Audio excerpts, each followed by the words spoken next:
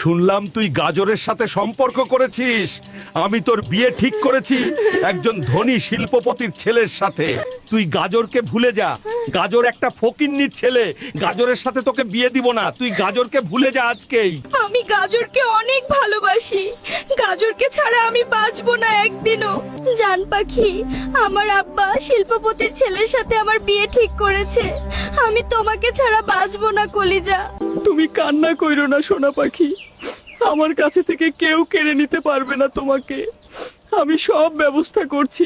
আমার আব্বা অনেক বকা দিয়েছে আমাকে, বলেছে তোমাকে ভুলে যেতে।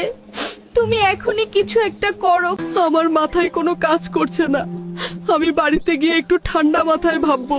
তুমি চিন্তা কইরো না সোনা পাখি, যেভাবেই হোক আমার ফুলকপিকে আমি বিয়ে করব। একটা উপায় যেভাবেই হোক খুঁজে বের করব আজকের ভেতরেই। আমাদের ভালোবাসা এভাবে মরে যেতে পারে না। আমাদের ভালোবাসা ব্যর্থ হলে আমরা দুইজন পৃথিবী থেকে বিদায় নিব। আব্বা, আমি ফুলকপিকে অনেক ভালোবাসি। তুমি ফুলকপির সাথে আমাকে বিয়ে করিয়ে দাও, না হলে আমি বাঁচবো না। ফুলকপির বাবা অনেক অহংকারী মানুষ। এই অহংকারী মানুষের সাথে আমি কখনোই আত্মীয়তা করতে পারবো না। ফুলকপি, তুমি বাড়ি থেকে বেরিয়ে আসো, আমরা পালিয়ে যাব দুইজন। আমাদের পরিবার মেনে নিবে না কখনোই। জান পাখি, তুমি বাইরে অপেক্ষা করো, আমি এখনই চলে আসছি। তুমি মাঠের ভেতরে দাঁড়াও, আমি লুকিয়ে আসছি। কলিজা, তাড়াতাড়ি চলো, আমার আব্বু আম্মু দেখে ফেললে বিপদ হয়ে যাবে। অনেক দূরে চলে যেতে হবে।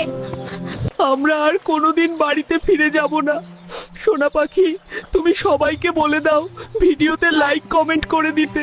বন্ধুরা, তোমরা সবাই আমাদের ভিডিওতে লাইক, কমেন্ট, ফলো এবং শেয়ার করে দাও, তাহলে আমরা সুখে থাকতে পারবো।